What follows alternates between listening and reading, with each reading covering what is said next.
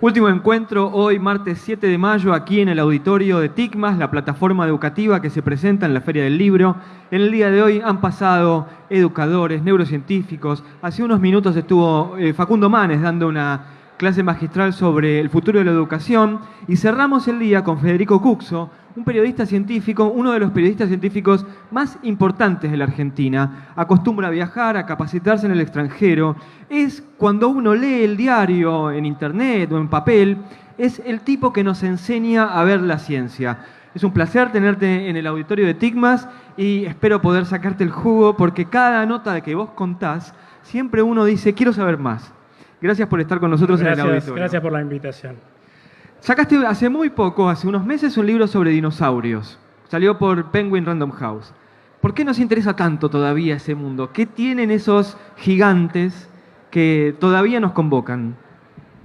Es compleja la pregunta y la respuesta también, pero yo siempre digo que cuando uno sale del país y habla de embajadores argentinos, uno puede enumerar a Messi, Borges, el Papa Francisco, por ejemplo, pero también los dinosaurios son grandes embajadores argentinos. Quizá uno no lo sabe por estar bombardeado todos los días de noticias de algún tipo de descubrimiento, gran descubrimiento científico en la Argentina, pero casi no hay museo de historia natural en el mundo sin un representante hallado en la Argentina.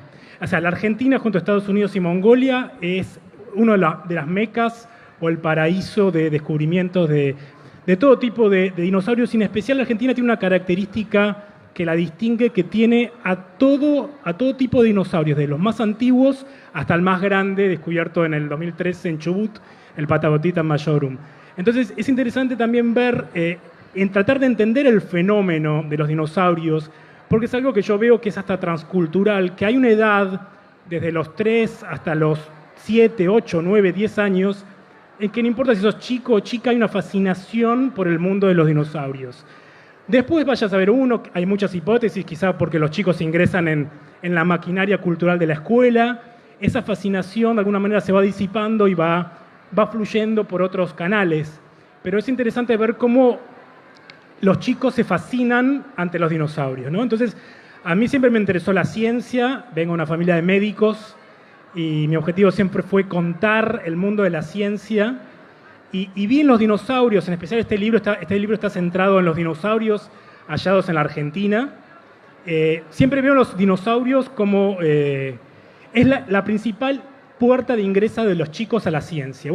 Quizá es la primera salida de los chicos más a un que museo. Las estrellas. Mucho más, porque es la primera salida escolar, un museo de ciencias. Y si uno tiene la oportunidad de ver a los chicos cuando ve a un dinosaurio, ve la cara, la fascinación. Y esa fascinación tiene que ver con sentimientos o capacidades cognitivas humanas que para mí hay que promover, como la curiosidad, el asombro, el preguntarse cómo era la Tierra sin seres humanos, porque quizá dentro de 1 millón de años no exista más el ser humano en la Tierra, ¿no? Pero la pregunta de los dinosaurios es muy interesante porque es un golpe al ego humano, porque son protagonistas de un planeta donde el ser humano no estaba. O sea, nos corre del centro de la obra natural de la Tierra, ¿no? A mí me fascina saber, por ejemplo, que los dinosaurios en distinto grado y distintas especies gobernaron la Tierra durante 160 millones de años. El ser humano está hace 300.000 años en la Tierra, ¿no? Entonces, somos nada comparado con esos monstruos y no tan monstruos, ¿no? ¿Por qué eran tan grandes los dinosaurios? ¿Todo era grande en aquel momento? La pregunta por ahí es un poco banal, pero la evolución, yo no puedo entender cómo la evolución generó animales tan inmensos. Hoy el animal más grande es la ballena azul, que no se compara en absoluto con el tamaño de los dinosaurios. Bueno, hay muchas hipótesis, como todo en ciencia son hipótesis, porque lo interesante con los dinosaurios es que tenemos una mirada fragmentada. O sea, hay muchas preguntas sin resolver sobre los dinosaurios, el color de los dinosaurios, cómo se apareaban estos grandes dinosaurios, ¿no? Pero en cuanto a los tamaños, tiene que ver con muchos factores. Por ejemplo, hay épocas en el pasado donde la cantidad de oxígeno en la atmósfera era distinta. Hubo épocas incluso anteriores a los dinosaurios donde había libélulas del tamaño de gaviotas. cucarachas grandes como perros, por ejemplo. O sea, lo interesante de la paleontología es eso también. Los bichos de Stephen King en la niebla. Claro, lo interesante a mí me fascina cuando uno habla con un paleontólogo o paleontóloga, te dice que los dinosaurios son parte de la historia de la Tierra, pero no son los únicos grandes bichos que hubo, ¿no? Pero bueno, otra de las hipótesis del gran tamaño de los dinosaurios también se relaciona con el tamaño, por ejemplo, de los elefantes. Cuanto más grande es un organismo, es una adaptación de defensa, es más difícil para un depredador atacarlo. Por ejemplo, si uno agarra a un león, no va a atacar a un elefante monumental, sino va a atacar quizá a una cría, ¿no? Pero tiene que ver también con una estrategia evolutiva, tiene que ver también con la cantidad de recursos o de alimento. Y hay muchas hipótesis. De hecho, en la Argentina, una paleontóloga en San Juan, se llama Cecilia Paldetti, descubrió quizá el momento o unos fósiles donde muestra cómo es el comienzo del gigantismo, ¿no? Pero eso es interesante. Cómo a mí me fascina pensar, casi siempre me hago las preguntas que muchos no se hacen, o a mí las preguntas curiosas me fascinan. Por ejemplo, uno habla siempre de los dinosaurios, pero estos gigantes, ¿cómo defecaban? O sea, ¿habrán defecado montañas? Como en la película Jurassic Park. Sí, bueno, pero pensá en lo que tenía que comer para sobrevivir y para subsistir con ese tamaño, ¿no? Entonces, me imagino un mundo también fétido, lleno de montañas, de estiércol. Y lo curioso es que los paleontólogos estudian este tipo de excremento fosilizado, porque también hay mucha información en la dieta. O sea, al estudiar lo que llama coprolitos, o sea, caca fosilizada, entienden, por ejemplo, la dieta, cómo era la dieta, qué comían, cómo comían, cómo era su sistema digestivo. Entonces también esa es una de las grandes preguntas que a mí me gusta hacer. Pero como te decía, el conocimiento de estos animales, como muchos animales del pasado, es fragmentario porque la única evidencia que tiene son los fósiles. Y el material blando, por así decirlo, no se mantiene durante millones de años. Entonces el color de los dinosaurios casi siempre es una reconstrucción. Cada vez cuando uno vea una ilustración es una reconstrucción, ¿no? Eso es interesante siempre saber. Por eso yo siempre digo que los dinosaurios también son obras de arte, porque los paleoartistas son cruciales a la hora de representar, incluso para los propios científicos. Imagínate vos ver en un campo un hueso, el proceso mental de ver de ese hueso a imaginártelo como, no sé, un dinosaurio carnívoro, o sea, el proceso de imaginación importante. Y en mi libro conté con el trabajo de un paleoartista de amor muy importante argentino, se llama Jorge González, que eso también es interesante porque los paleoartistas, hay una tradición, no solo argentina, sino mundial, de invisibilizarlos. O sea, es como pensar que la Gioconda, la Mona Lisa, fue pintada por nadie, ¿no? Entonces, me gusta reivindicar el trabajo de los artistas, de los paleoartistas que trabajan en conjunto con los paleontólogos, mutuamente, ¿no? O sea, la importancia también del científico a la hora de imaginar algo, ¿no? Mientras hablabas de esto pensaba en todas las puertas que abriste y una tiene que ver con el deseo de los chicos de aprender. Yo recuerdo a mi hijo sabiendo de memoria, pero además en cada una de las fases sabía quién había convivido con quién. ¿Qué es lo más difícil para enseñarle a un chico o para contarle desde un libro a un chico la vida de los dinosaurios?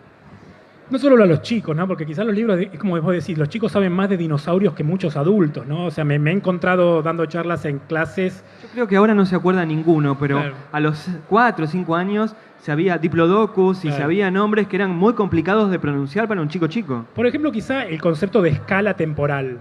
Me parece que ni siquiera nosotros estamos cognitivamente preparados para imaginarnos 1.000.000 de años, o incluso en distancias espaciales, ¿no? A mí me fascina cuando hablo con paleontólogos, amigos, y me dicen más o menos 5 millones de años, ¿no? Y te habla de esos números tan abstractos, tan descomunales, que en esta época donde todo es ahora, donde no nos acordamos ni le damos importancia a cómo era este lugar hace 200 años, hace 300, hace 1.000, 5.000. O sea, el concepto de escala temporal para el ser humano en este momento, sobre todo, es bastante complejo de concebir, ¿no? Entonces, de aprender en el sentido de agarrar, no de aprender. Ese quizás es un concepto interesante, pero a mí lo que me fascina de los chicos es que tienen este fuego de la curiosidad, que me parece que, como vos decís, quizá después se va disolviendo en otros aspectos, pero me parece que los dinosaurios en especial, pedagógicamente, pueden servir a las escuelas, a los maestros, a los padres, para hacer puertas a otros temas, ¿no? O sea, alimentar. Me parece que la curiosidad es algo que no es algo innato, uno tiene que cultivarlo permanentemente. Y en esta época donde uno ve internet y parece que nos asombran todos los días cosas, ¿no? Quizás también nuestra capacidad de asombro, esta es lo que se llama la crisis de la ciencia, que las películas de ciencia ficción, hay un tema muy fuerte con las películas de ciencia ficción, porque parecen más asombrosas la realidad que la ciencia ficción, ¿no? Entonces es interesante ver cómo esos diálogos entre ficción y ciencia, pero en especial alimentar en chicos y en chicas. También a mí me gusta mucho hablar de chicos y chicas porque también mostrar a las chicas que hay investigadoras, o sea, romper con el estereotipo masculino del científico, ¿no? Tiene que ver mucho con los medios, con la reconstrucción mediática del científico, dejar de pensar a ese científico como el hombre, el estereotipo de Einstein, ¿no? Asexuado, viejo, sí. Esa mente brillante. Fíjate la imagen de Stephen Hawking quizás el estereotipo extremo, o sea, el cuerpo atrofiado de una mente brillante, es cerebro puro. O cuando se dice fuga de cerebros, ¿qué acaso los científicos no eran cuerpos también? O sea, son lugares comunes de la comunicación de la ciencia, pero hacen al estereotipo. Cuando uno le pide a un chico, dibujame un científico, te dibujan un hombre. Y uno ve que en la Argentina, el CONICET, hay más mujeres que hombres. Entonces, eso me parece que tiene mucho que ver la importancia de lo que se llama la comunicación de la ciencia, de mostrar que el científico es gordo, bajo, gay, no gay, juega al fútbol, ¿no? O sea, no es el científico brillante, iluminado, y que el hombre es una persona que tiene que pagar sus impuestos, va al cine, va al baño. O sea, a mí me gusta hablar de la mundanidad del científico en especial, para que los chicos y chicas que estén en los últimos años del secundario y tengan que decidir su carrera, vean que hay gente como ellos, o sea, no iluminados, ¿no? O sea, romper con esta cosa del genio absoluto. Vos sabés que tuvieron aquí algunas científicas del Balseiro y eran todas mujeres, ¿no? Y por otro lado, cuando les preguntaban, bueno, ¿cómo es la vida habitual en Bariloche? Decían, bueno, los viernes por ahí hacemos asado. Y a una de las científicas le gustaba hacer nado en el lago, nado abierto en el lago. Y yo me imaginaba el Balseiro tipo una escuela de los X-Men, ¿no? Y ella decía, no, vamos a la ciudad, hacemos cosas. Desmitificar la ciencia también es una manera de... También es algo importante. Y creo que ese es un rol muy importante del periodismo científico, ¿no? Sí, yo cuando hablo de periodismo científico lo englobo en el periodismo cultural. O sea, la ciencia es parte de la cultura.